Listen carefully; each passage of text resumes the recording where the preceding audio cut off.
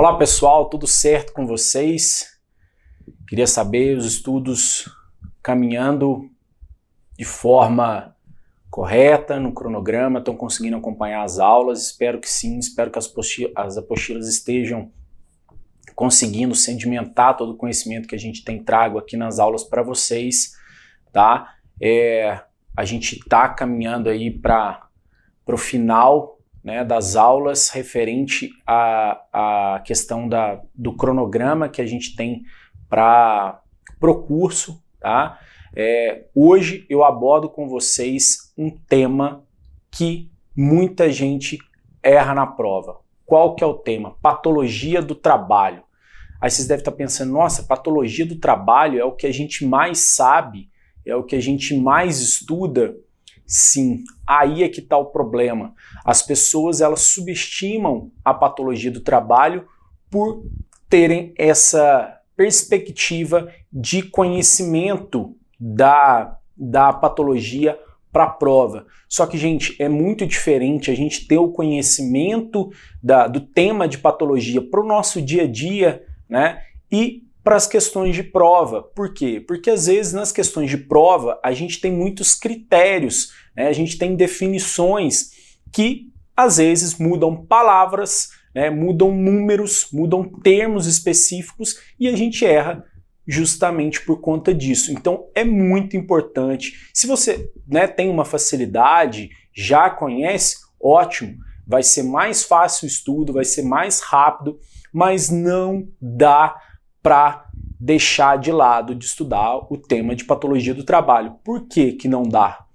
Porque é o tema que mais cai junto com as normas regulamentadoras. Então não dá para deixar de estudar desde o início até o final, fazer as questões para que você sedimente todo o conhecimento e nas questões, nas alternativas, você marque de forma rápida, você vê ali, não, esse critério é assim, eu tenho certeza. Porque às vezes a pessoa sabe, por exemplo, tudo de PAIR, né? Aí ela, não, o critério é assim, nas frequências tais. Quando ela vai resolver a questão, às vezes tem uma frequência, será que essa frequência entra ou não entra? Será que é bilateral, unilateral? Como que é? E aí a pessoa erra uma questão de uma matéria que se ela tivesse lido mais uns 5, 10 minutinhos ali, ela teria acertado, tá? Então vamos lá, eu queria primeiro começar com a questão da caracterização da patologia do trabalho, tá? Existem umas diferenças, tá, que a gente precisa entender sobre conceito de patologia do trabalho para a gente sedimentar tudo desde o começo, desde a questão de definição, de critério, até as patologias de cada sistema, tá? Então, a gente precisa entender que a gente tem duas categorias. A gente tem a doença profissional ou doença do trabalho ou relacionada com o trabalho. Então, a gente precisa entender isso. Então, assim, as pessoas já imaginam. Doença relacionada ao trabalho, ela põe tudo num pacote só. Não, a gente precisa entender as doenças profissionais e as doenças do trabalho, tá? Então, o que a gente tem? A gente tem a definição pela Lei 8.213, que ela coloca essa questão do que é doença do trabalho e o que é a doença profissional. Então, a doença do trabalho, anotem, doença do trabalho, é aquela que é decorrente do ambiente ou de condições especiais em que o trabalho é realizado e tem relação direta com ele. Ela não relaciona especificamente com a atividade. Por exemplo, uma dermatite de contato. Uma dermatite de contato você pode ter no trabalho? Pode. Mas você pode ter em casa, às vezes ela mexendo com algum detergente, algum produto químico, também. Então ela não é específica do trabalho, mas ela se relaciona ao trabalho, né? E aí, o que nessas questões de doença do trabalho, o que a gente precisa saber? O que não entra aí? Doenças degenerativas, tá? Aquelas determinadas pelo grupo etário, as que não produzem incapacidade laborativa, olha só, as doenças que não produzem incapacidade laborativa, mesmo que a pessoa tenha, elas não são consideradas doença do trabalho. Então guardem isso, que é uma pegadinha de prova. E o outro são as doenças endêmicas. Aí entra outra pegadinha que a doença endêmica, o que a gente precisa saber? Se realmente consegue associar a relação do trabalho com a exposição. Pode ser que aconteça? Pode, mas você vai ter que caracterizar, por exemplo, um trabalhador que mora em São Paulo, viajou para a região amazônica, né, e foi diagnosticado, por exemplo, com febre amarela. Né? Então, ou seja, é uma doença endêmica, sim, mas ele só adquiriu porque ele viajou em virtude do trabalho para a região. Então, guardem isso. E aí a gente entra na questão da doença profissional. O que é a doença profissional? Lembra? Doença profissional é só da profissão. Tá? Você só vê naquela profissão. Então, o que a gente tem? A gente é desencadeado em decorrência de exposição contínua a agente de riscos físicos, químicos ou outros. Então, ou seja, você precisa desse agente. Então, ou seja, você precisa do trabalho para que você adquira essa doença, tá? Então, é uma questão específica daquele trabalho. Por exemplo, você ter a exposição, ter o diagnóstico de silicose. Onde você vai pegar a silicose? Onde que tem a sílica? Onde que tem sílica? Na questão da mineração, né? Então, que o produto do que eles estão manuseando gere a sílica, né? Então, se você não tiver essa condição, você não desempenha a silicose. Então, o trabalho é uma condição fundamental. Então, não é uma condição que relaciona eu posso ter no trabalho ou como posso ter fora, tá?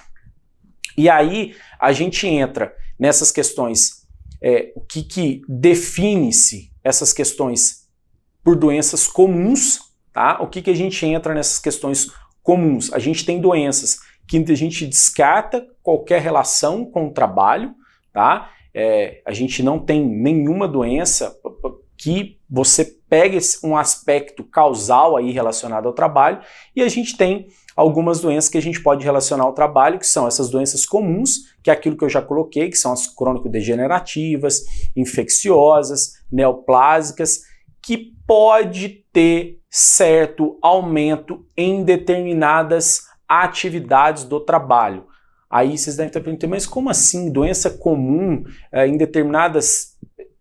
por exemplo, tem relatos, por exemplo, de aumento da questão de pressão, né, diagnóstico de hipertensão arterial em motoristas de ônibus de região urbana, né? Então, ou seja, o trabalho não é uma questão fundamental, mas ele pode ser associado por uma questão de estresse, de ruído. Então, esse tipo de atividade é um fator de risco para que essa doença, né, que a pressão arterial seja desenvolvida nesse trabalhador, tá? E aí a gente se pergunta, é uma causa exclusiva? Não. Por quê? Porque a doença arterial, né, porque a hipertensão arterial, ela pode ser desenvolvida em outros ambientes, né? E aí a gente tem a outra questão também que tem um fator mais específico relacionado ao trabalho, que são as doenças comuns que têm a sua etiologia ampliada para a questão do trabalho, de uma questão mais definida, que é o que a gente vê, que eu dei o exemplo anterior da dermatite de contato, né? Porque a dermatite de contato é a principal dermatose que a gente tem, que eu vou colocar para vocês futuramente. Então, a gente pensa que a dermatite de contato, ela é mais, né, como você tem maior frequência de agentes químicos no ambiente de trabalho, ele tende a associar mais fortemente ao trabalho, tá? E aí, a gente tem agravos específicos à saúde, que é aquilo que eu coloquei da questão da doença profissional, que é a silicose, a asbestose, que são doenças que você só pode adquirir no ambiente de trabalho. Aí você está falando assim, Júnior, mas essas questões de definição, né? Eu sou médico do trabalho, já trabalho nisso e, né, eu consigo lidar no meu dia a dia. Gente, esquece vida prática com vida de prova, tá? Muita gente, eu vejo relatos de alunos que fazem a prova e reclamam da prova justamente por conta disso. Ah, achei a prova muito decoreba, tinha itens lá que não caem na nossa prática. Gente, esquece, para de brigar com a prova, para de brigar com a banca e vamos focar no que a gente sabe. Porque, olha só, uma questão da ANANT de 2012 que é repetida da prova de 2010. Só para vocês terem ideia que é um tema frequente. Segundo a legislação em vigor, são consideradas doenças do trabalho, ou seja, definição, tá? Não tem critério nenhum, é definição, critério de definição, não tem nada específico, tá? Aí ela coloca, letra A, doenças endêmicas adquiridas pelos segurados habitantes em regiões em que elas se desenvolvam, sem comprovação de nexo causal com o trabalho. É aquilo que eu coloquei, lembra dos excetos? Esse é um dos excetos. Letra B, doenças que não produzam incapacidade laborativa. Outro exceto lá também, se não produzir incapacidade laborativa, a gente já retira. Letra C, as doenças adquiridas ou desencadeadas em função de condições especiais em que o trabalho é realizado e com eles se relacione diretamente, desde constantes de uma relação definida na questão de classificação das doenças. Então, você vê que é típico, é uma questão de definição que você marca e passa para a próxima, senão você vai ficar batendo cabeça na questão. Aí a letra D, aquelas consideradas degenerativas também entram no critério de exclusão e aquelas referentes ou consideradas inerentes ao grupo etário. Você vê que ele coloca uma que define e as outras 4 exceções. Tá? Então, é uma questão rápida. Se você leu isso aqui, assistiu essa aula, você marca e passa para a próxima questão. Aí, nesse cenário de classificação de doença do trabalho, a questão profissional específica ou não, a gente tem a classificação de Schilling, tá? Que é de 1984. Mas até hoje a gente utiliza por questão de uma caracterização, de nexo, tá? Que é importante vocês decorarem, tá? Tem um quadro, pode colocar aí para eles verem um quadro da definição da classificação de Schilling, tem na apostila também. Então, na categoria 1, o que eles colocam da classificação de Schilling? O trabalho como causa necessária, ou seja, se tem o trabalho, tem, se não tem o trabalho, não tem, que são as doenças típicas como asbestose, silicose, tá? Categoria 2, trabalho como fator contributivo, mas não necessário, ou seja, o trabalho contribui, mas a pessoa pode ter a doença fora daquele ambiente laboral, que são as doenças ósseas musculares e câncer, geralmente por exposição a algum agente químico, tá? E categoria 3, trabalho como provocador de um distúrbio latente ou agravador de doença já estabelecida, que é o que a gente tem mais comum, a questão da asma, tá? Então, por exemplo, aquele trabalhador já tem uma asma ali durante a infância, ele chega na adolescência ali, ele melhora o quadro, no início da fase adulta, quando ele se expõe àquele tipo de alergeno, ele desencadeia a resposta inflamatória da asma e aí ele faz o diagnóstico de asma relacionada ao trabalho, tá? Então, guardem isso. E aí você fala assim, nossa, Júnior, mas e aí, como que eu vou... Gente, pensa o seguinte, se você conseguir tirar o trabalho, você pensa assim, essa doença, se eu tirar o trabalho,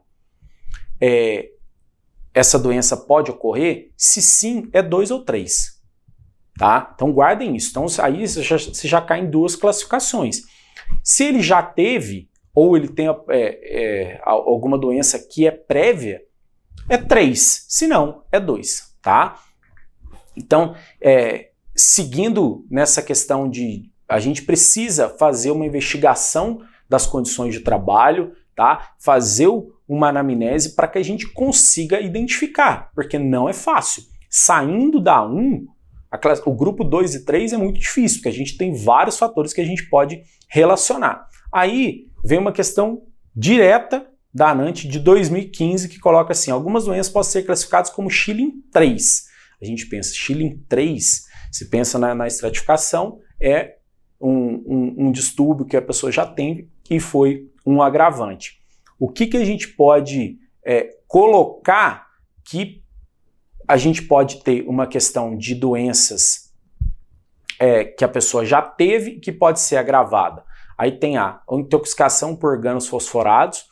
Intoxicação por organos fosforados, você só vai ter, ninguém tem organos fosforados, né, inseticidas em casa, né? A gente tem, geralmente, no ambiente de trabalho.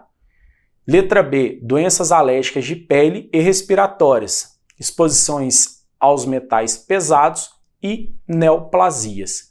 Então, você pensa, a pessoa só tem que ter no trabalho. Letra B, doenças alérgicas de pele ou respiratórias. Sim, a pessoa pode ter uma dermatite de contato e ela pode piorar no trabalho. Ela pode ter uma asma na infância e piorar no trabalho. Então, ou seja, Schilling 3, resposta B. Exposições a metais pesados você só vai ter no trabalho. Então, 1, no máximo 2, tá? E as neoplasias também. Você não tem um câncer e ele é agravado no trabalho.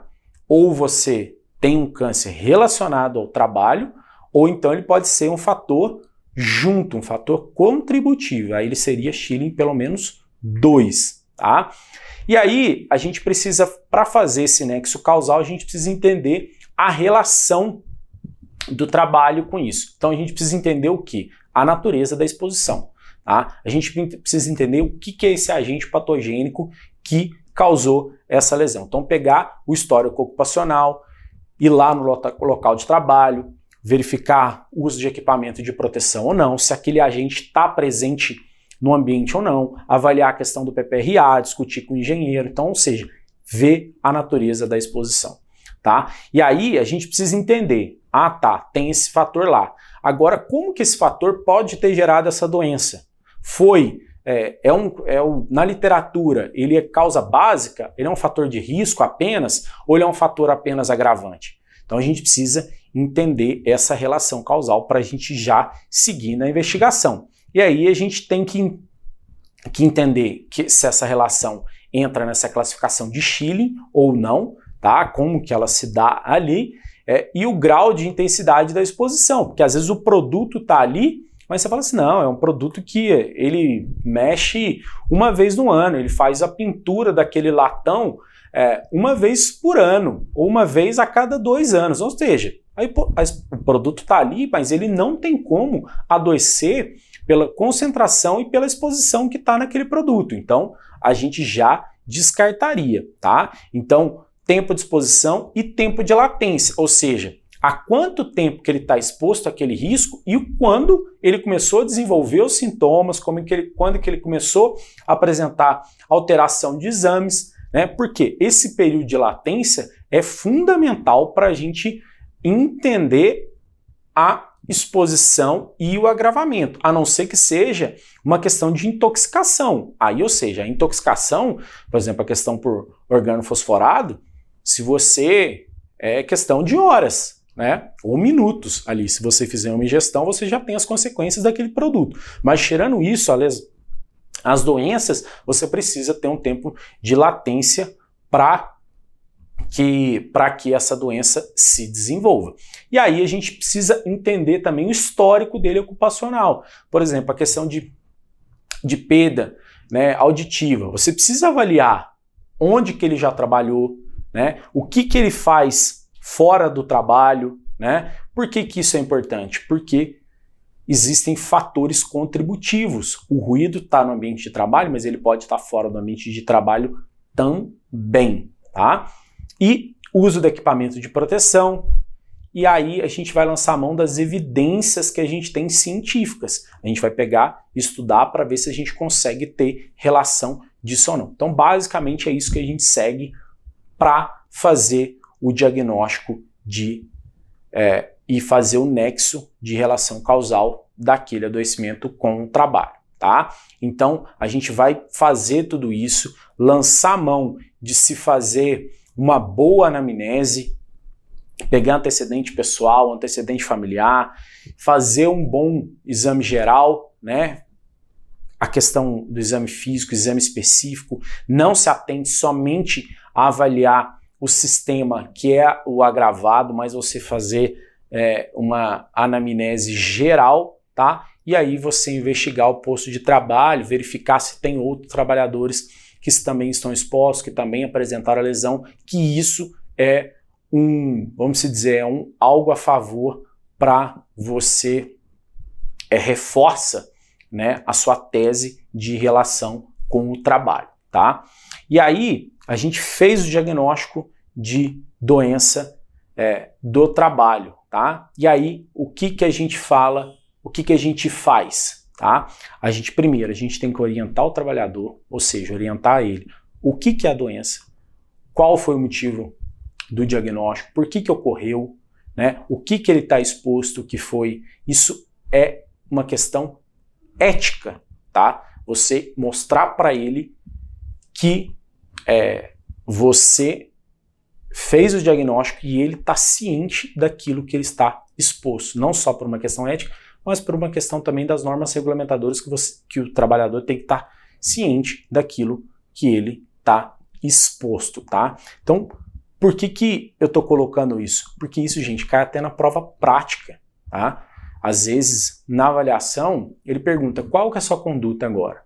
Aí as pessoas se resumem simplesmente a questões legais e esquecem de orientar o trabalhador, de procurar outras pessoas expostas, né? Então, esses detalhes são muito importantes. E segundo passo, depois da orientação, você tem que afastar ele da exposição, tá? Ah, mas ele não vai poder mais trabalhar? Não, não é questão disso.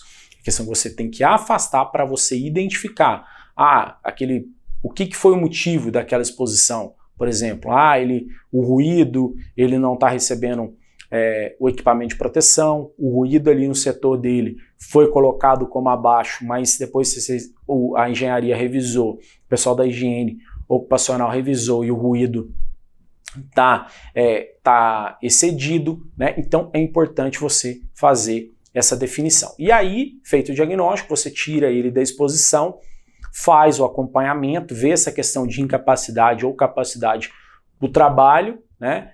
E se esse afastamento, esse período de incapacidade for acima de 15 dias, você vai ter que encaminhar ao INSS para que ele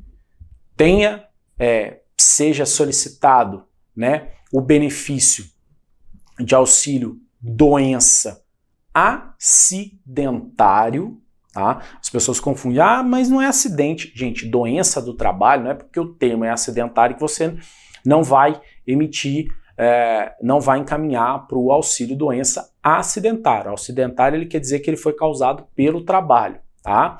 E aí, você encaminhar ele para a reabilitação, fazer uma terapêutica, encaminhar para o médico especialista, para o médico assistente e emitir a CAT em 4 vias, tá? Os trabalhadores que tenham o regime da Previdência Social e tenha relação do empregador. E aí entra um fato que muita gente esquece e erra até mesmo na prova prática, que é a questão da notificação. Tá? As pessoas lembram da CAT, ela lembra de encaminhar para o INSS, né? Mas ele esquece de notificar. Mas eu vou notificar, eu tenho que notificar quais as doenças. Então, a gente tem as doenças que são de notificação compulsória, ou seja, você é obrigatório emitir, tá? Você tem que fazer, que aí você tem uma sequência vasta de doenças, tá? Até mesmo doenças que não relacionam com o trabalho, e tem algumas doenças que relacionam com o trabalho.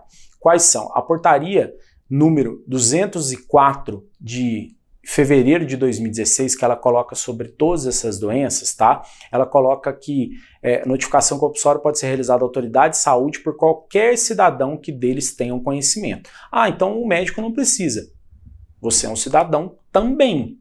E aí você tem uma questão do código de ética e relação médico-paciente, tá? Porque o trabalhador é seu paciente. Então você tem mais um fator agravante para você emitir essa notificação. Então aí tem todos os agravos relacionados ao trabalho, acidente de trabalho com exposição a material biológico, isso despenca na prova, isso não cai não, isso despenca, tá? E aí você tem que fazer uma notificação semanal. E aí a gente tem acidente de trabalho grave e fatal em crianças e adolescentes, essa é imediata. O que quer dizer imediata? Que você tem que fazer em até 24 horas. Tá? Então, por exemplo, você teve um acidente grave lá, teve o acidente, teve o óbito daquele trabalhador, você tem que notificar em 24 horas. Acidente com animal peçonhento também, que geralmente são os trabalhadores rurais, tá? Diagnóstico da questão do HIV, que a gente relaciona muito da questão de exposição, às vezes pós-exposição a material biológico dos profissionais de saúde, tá? Intoxicação exógena, agrotóxico, gases e metais pesados, você tem que fazer uma notificação semanal, tá? E a questão do tétano, que pode ser acidental ou neonatal, que pra gente entra só a questão do acidental, também é semanal. Guardem isso, gente. Não errem, uma coisa que tá para vocês aí e não é muita coisa, tá? Diferente da residência que você tem que decorar todas, aqui a gente precisa só decorar essas que são relacionadas ao trabalho.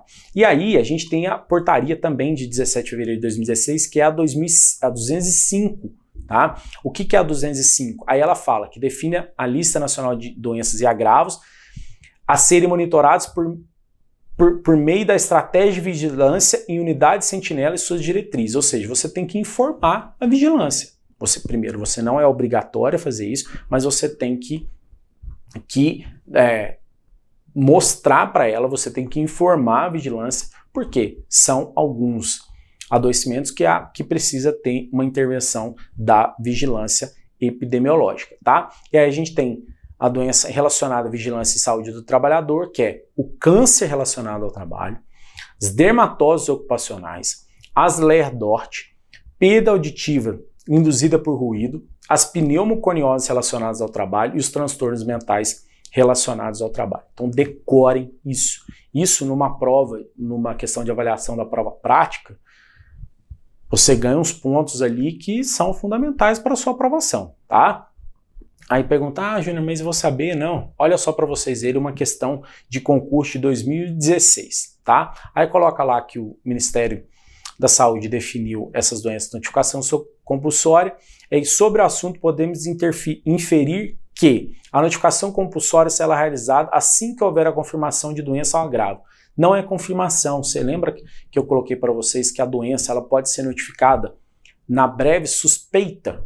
Tá? Então você não precisa confirmar. A notificação você pode fazer somente na suspeita. Tá? Aí ela coloca ali, letra B, a notificação compulsória negativa deve ser realizada através de comunicação mensal. Tá? Não é comunicação mensal, a comunicação é semanal. Então, questão errada. Letra C, a notificação compulsória é obrigatória a todos os profissionais de saúde no exercício da profissão, bem como os responsáveis por organizações e estabelecimentos públicos, devendo estabelecimentos particulares encaminharem as unidades públicas mais próximas para a realização da notificação. Não. Público e privado têm as mesmas obrigações para fazer a notificação. Então, ele não tem que, o público, vou encaminhar para o setor público, para o Sereste notifica. Não é assim, tá? Letra D, a notificação compulsória independe como é realizada. Também será registrada em sistema de informação em saúde e seguirá o fluxo de compartilhamento entre as esferas de gestão do SUS estabelecido pela Secretaria de Vigilância à Saúde. Essa que é a resposta. E a letra E também ele coloca essa diferença de notificação entre a questão pública e a questão privada, que a gente não faz essa diferenciação. Pessoal, era isso que eu tinha para colocar para vocês nessa introdução sobre a patologia do trabalho. Por que é importante a gente saber isso? Gente, porque a questão, se você souber, é para marcar e ir para o abraço, tá? Então não deixe de entender doença do trabalho, o que é a doença profissional, quais são as doenças, classificação de Schilling, o que eu faço da questão da definição da relação causal, tá? Como que eu vou conduzir esse trabalhador após o diagnóstico, a questão da notificação, tá? Isso é muito importante, não só para a prova teórica, mas para a questão de prova prática. Fechado? Vamos continuar com as patologias do trabalho e agora a gente vai entrar para fazer toda a caracterização das doenças ocupacionais. Aguardo vocês na próxima aula. Um abraço.